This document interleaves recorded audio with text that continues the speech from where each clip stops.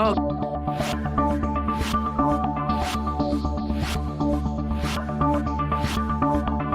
can you hear me now? Yeah. Okay, perfect.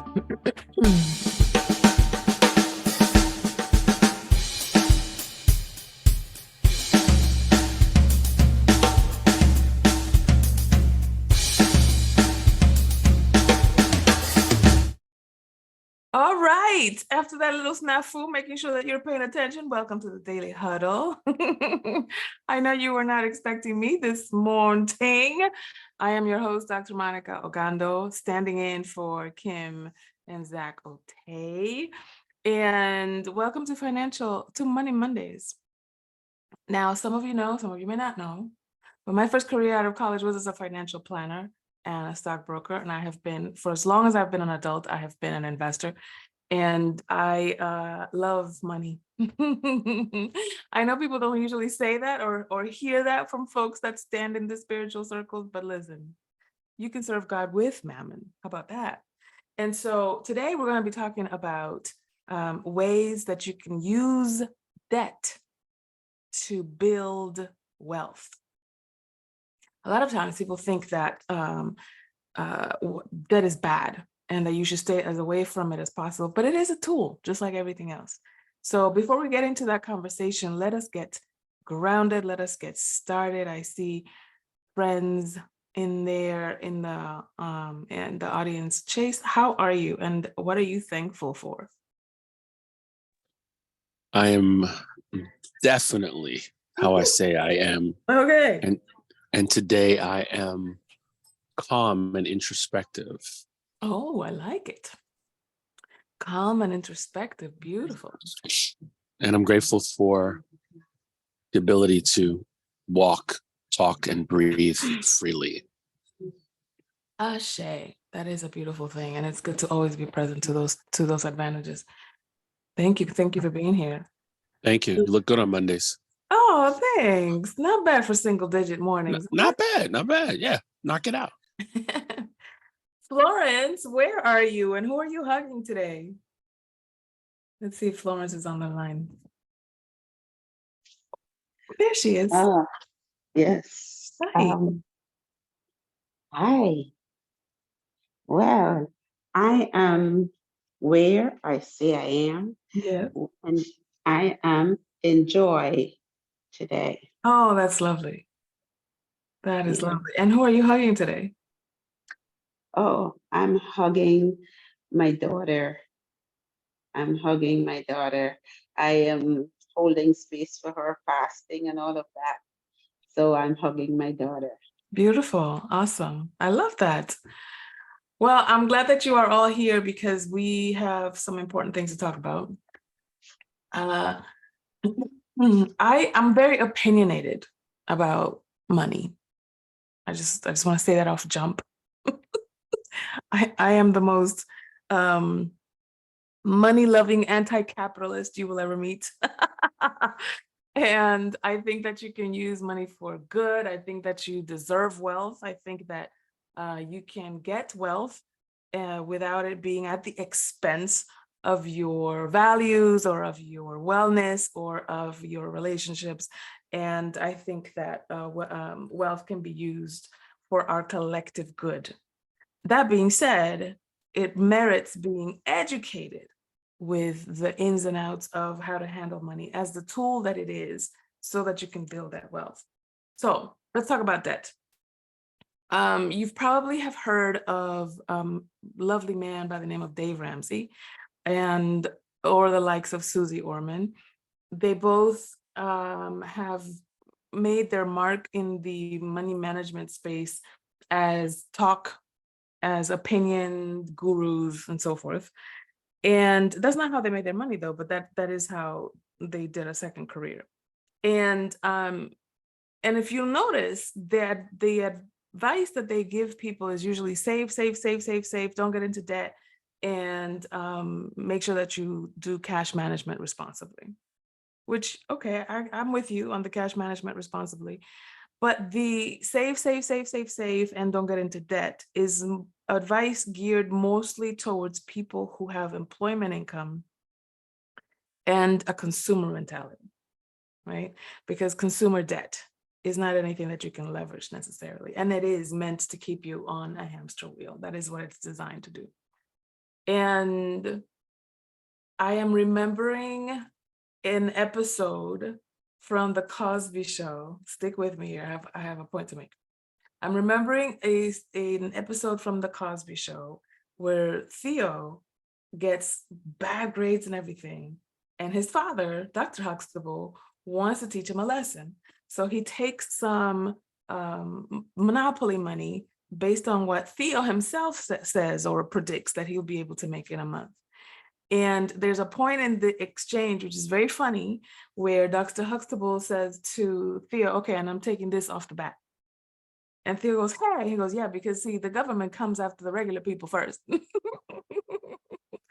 And truer words were never spoken on primetime television.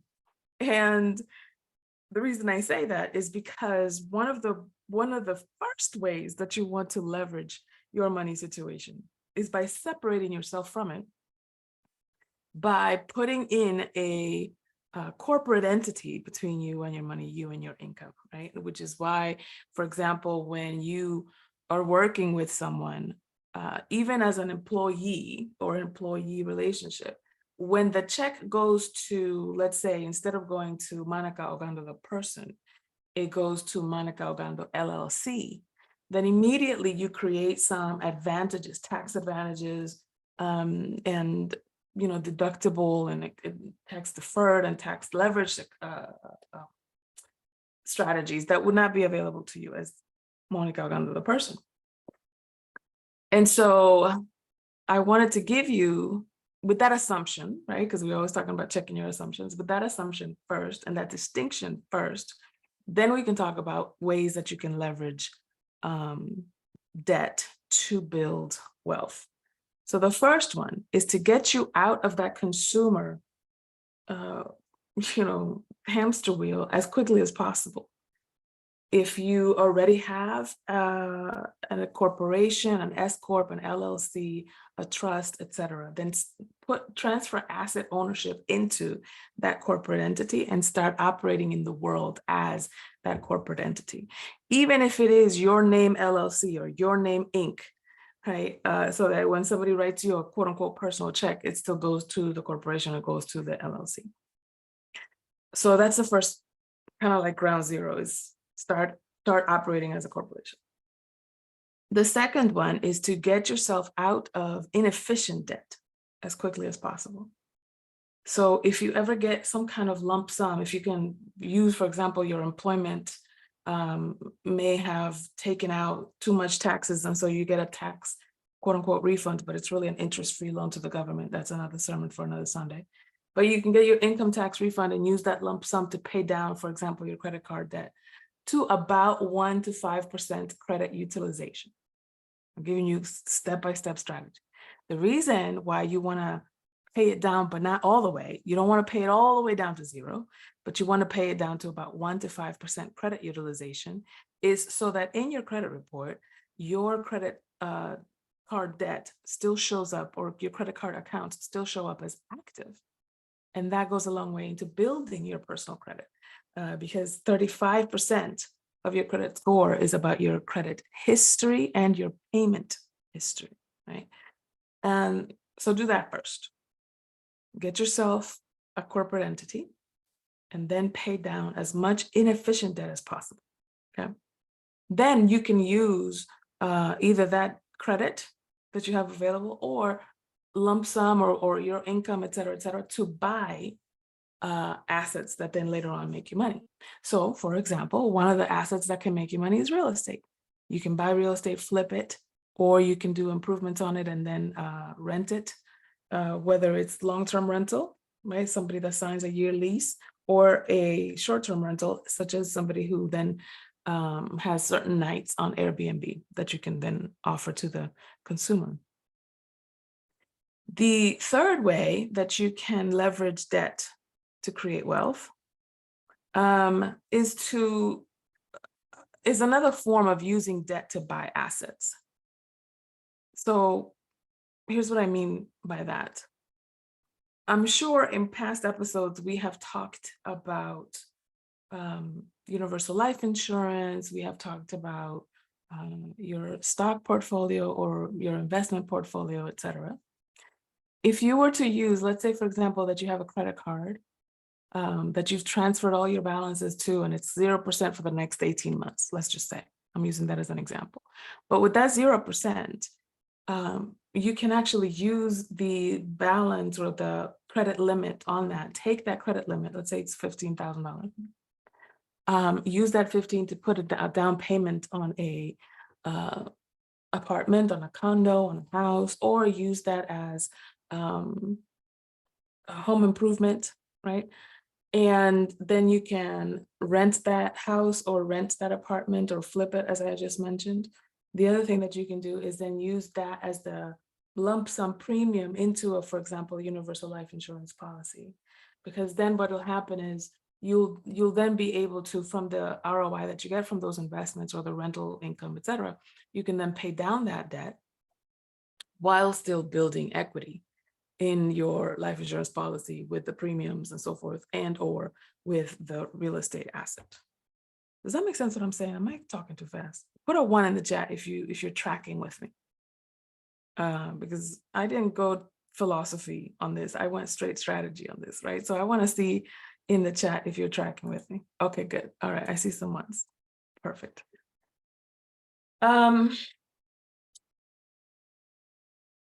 Let's see, what else do I want to bring up for you?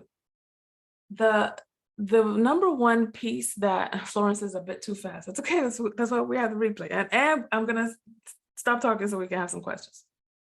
The number one way that you want to then leverage your time, because if you notice, in this world of capitalism, you have two main currencies.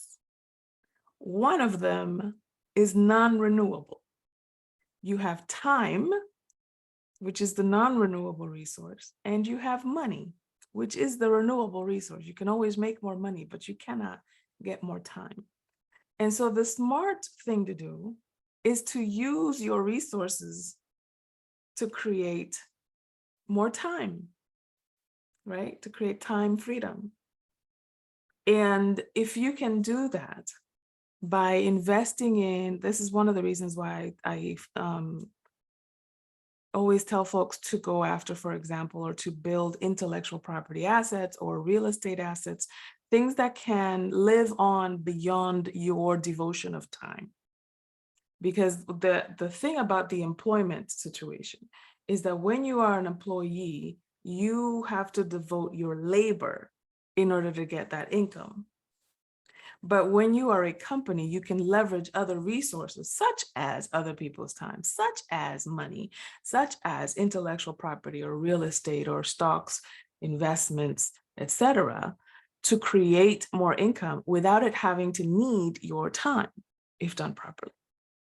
And so my biggest wish for you, for anybody listening, is that you look at the next, let's say 6 months, we have about 5 months left in the year, and decide how you want to enter 2024. Make some moves now to cut down any consumer debt that you have to, like I said before, 1 to 5% credit utilization, not more than that. Put your credit score as high as possible that you can within the next 5 months. Some of that means correcting errors. Some of that means deleting old inaccurate data. Some of that means calling your credit card companies and asking for credit limits if your score can withstand that level of expansion. And of course, paying it down and then using that money to buy investable assets, right? And then think about, how do I extract myself from, or my time, I should say, how do I extract my time from my wealth building plan? Because if you can remove your labor to dollars equation and think more like, smarts to dollars, right? Strategy to dollars, assets to dollars.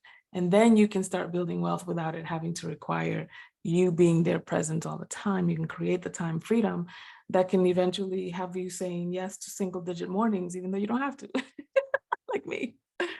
So I want to open it up for questions and open it up for commentary so that we can really, really get down to the nitty-gritty with it. So who has a question or a comment? Oh, Florence, you said a bit too fast. Let's see what we need to review. Let's see, darling. Well, it's just some of the strategies that you were going over.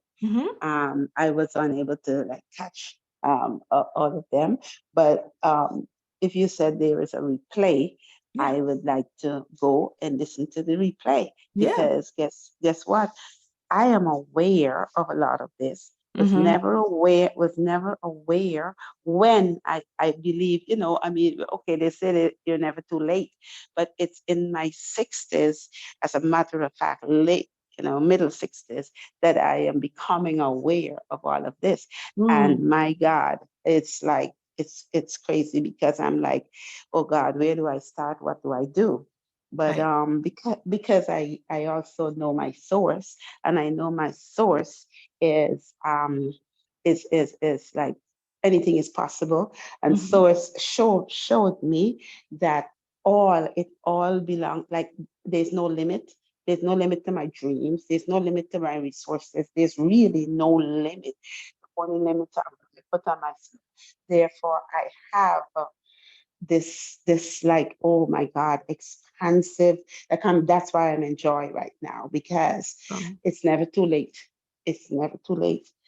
Yeah. And so that's where I am right now. But I would like to know the details, and I'd like to be able to pass it on to my daughter and my granddaughter. Awesome. Yeah, absolutely. Go back to the Facebook page, and all of we are broadcasting live, but then afterward live, that broadcast remains there as a replay. So you can always go back there and Oh, absolutely. I'm going to be like, burying myself in it. That's great. That's awesome. Yeah. So, this stems from my deep passion to make people as free as possible.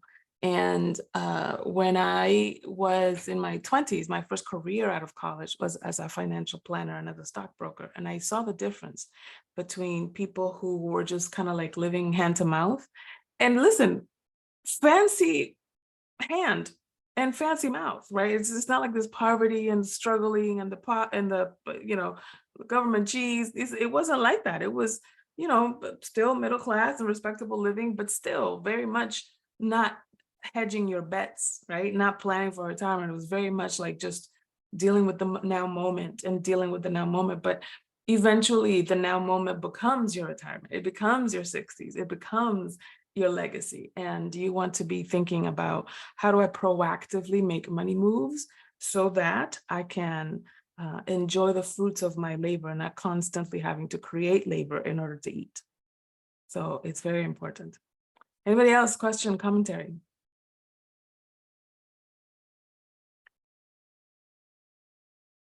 Aha moments, breakthroughs.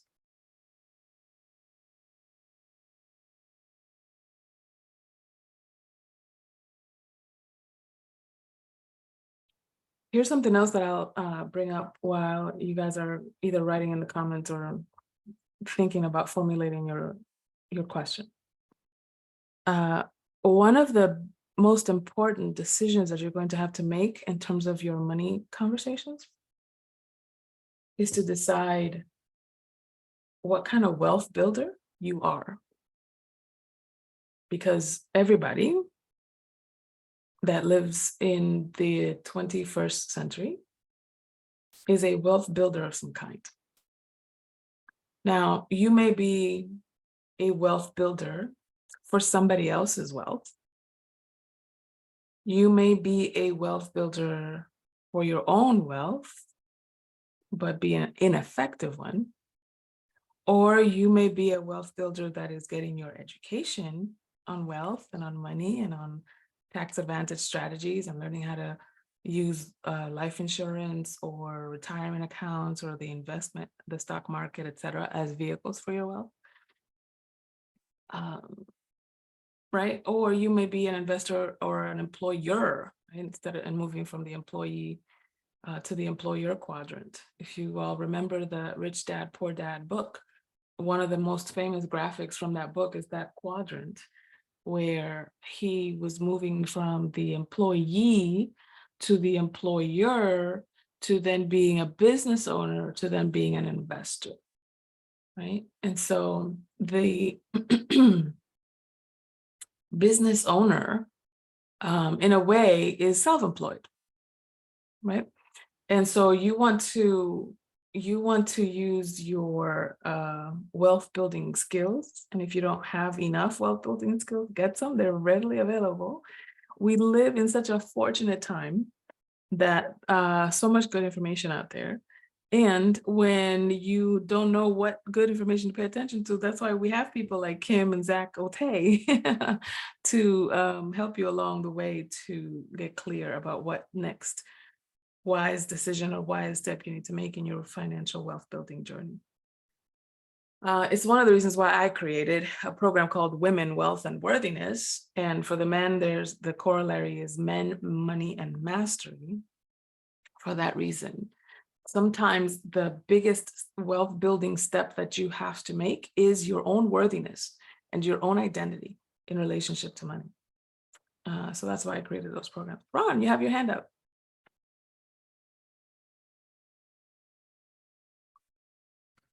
Hey, Hi. yes, how you doing? Wonderful. Good, good. It's like that's a very important question. What kind of wealth builder you are? I'm thinking,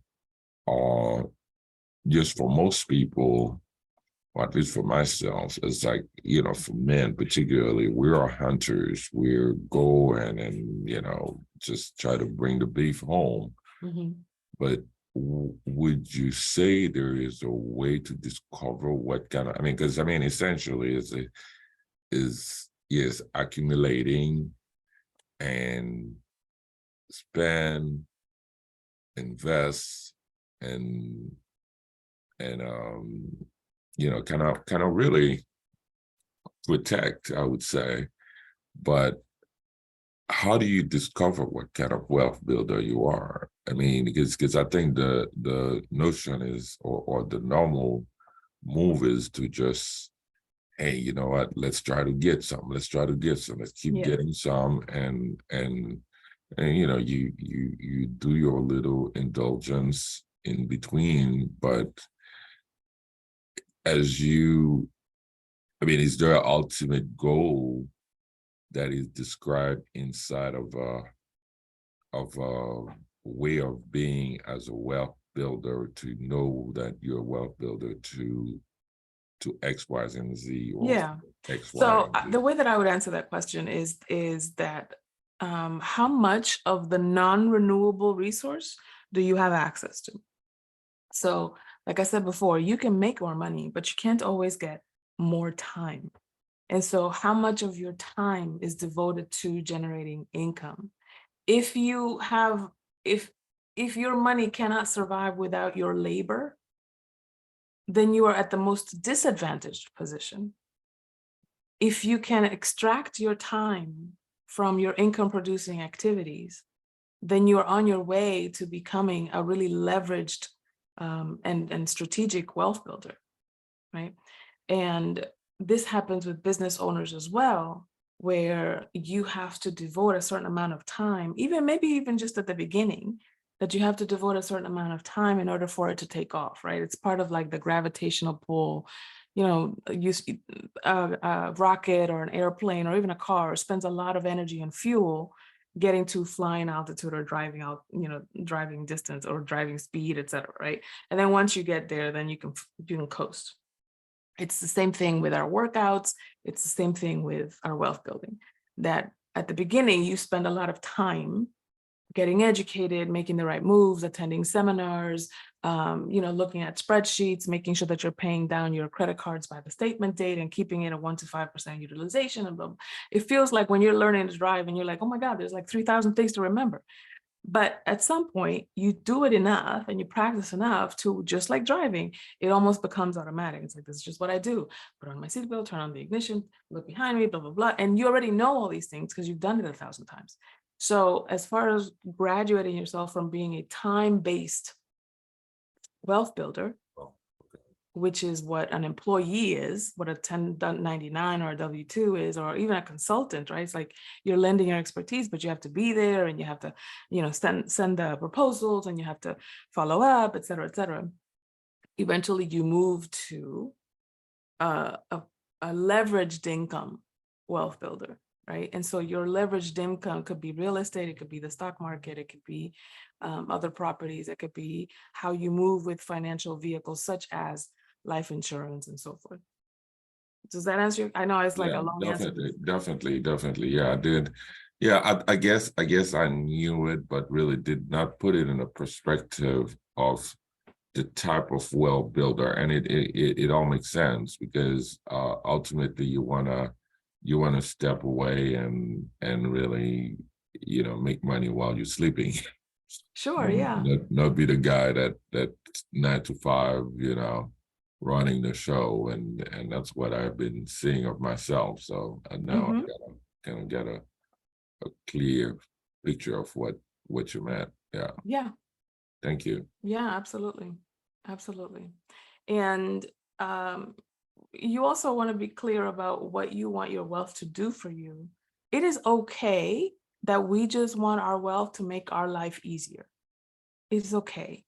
There's like, I want to be able to make decisions without thinking about whether I can afford it. I want to make decisions based on whether I like it, based on whether I'm passionate, based on whether I'm interested versus whether I can afford it. And that may be the criteria that you use for, I want to build wealth so that I can get to that point. It could be that you want to leave money for your children or grandchildren, and that you want your wealth to live beyond you, and that you want to teach your children or grandchildren money lessons and wealth building lessons that perhaps you didn't get, and break generational curses in that way. That's also fine. Neither one is not better than the other, right? It's just a different timeline. And I'm remembering a song that Jay-Z and Beyonce have in their Carter's album, and she says, my great-great-grandchildren are already rich, right? The way that she has moved has made it so that her great-great-grandchildren are already rich. I don't know if that's true or not, but it's a great line. Yeah, and so the opportunity that I'm asking you to stay in, and the question that I'm asking you to stay in is, how do I want my relationship with money to move in the next 12 to 24 months? And what do I have to do today and in the next 5 months for the end of 2023 in order to set myself up for success? Does that mean that I have to pay down my debt? Does that mean that I have to get more income in order to make those kind of moves, right? Like pay down the debt or buy assets, et cetera. I have to have more income bringing in so that I can make some money moves. If once you get clear on those kinds of things, then you can start making those moves and continue to practice your wealth building. Because sometimes it's just like moving in a car. Sometimes you do have to come back to first gear in order to go a different direction, right? Like when you come to a stop, when you have come to a red light, when you come to a turn, you do have to gear down in order to make that turn. If you've been going down the street of, I'm just a W-2, I'm just an employee, and now I want to move to business ownership, or now I want to move to investing, you're going to have to gear down in order to make that turn, just like you do when you're driving.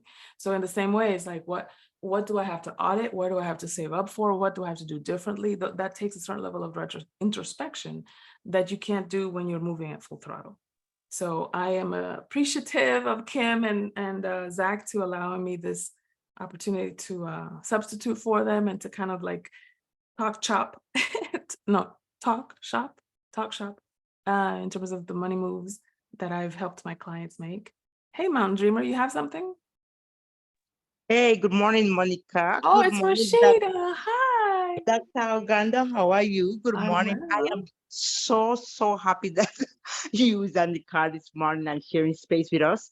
Thank you so much from the Daily Huddle. I am so thrilled with the point well taken. And why I say point well taken is that I continue a legacy that my great grandfather left. And I say left is because we still enjoying the wealth builder that we have built. And I'm talking about 200 years. We still reaping from what he have built.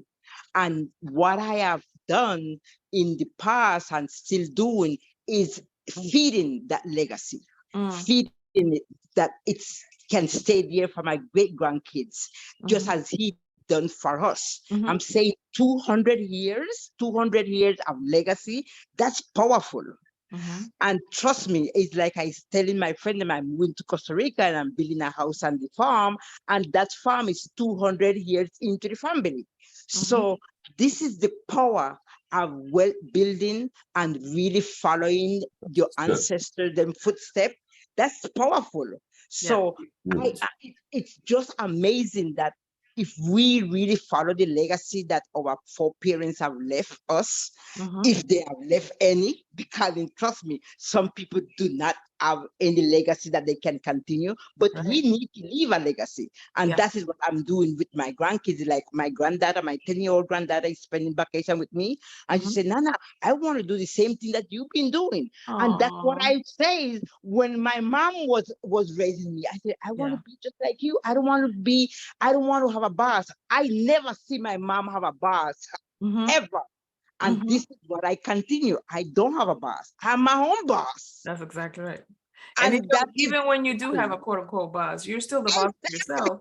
But guess what? You are your worst boss because you push yourself more and when you work for somebody. And I'm right now supervising some work that I have to get done today. And I wake up 5, 6 o'clock this morning. Yeah. But this is what I love doing. So definitely point well taken, and we have to definitely build a well building for our kids and for our great grandkids. And with that, I'm out. Awesome. Thank you for that contribution. And thank you all for being here. I appreciate you. Thank you for allowing me the privilege of being with you today. I will see you on Thursday for Spiritual Matters Thursday. In the meantime, make sure that you love generously, laugh loudly, give of your time, energy, and attention. Sleep at least 7 hours, move your tail feather, make sure that you dance, make sure that you twerk, make sure that you walk, make sure you do something. Eat more plant-based food, stress less, and of course, check yourself before you wreck yourself. Always audit your assumptions. Thank you, everybody, for being here. See you next time.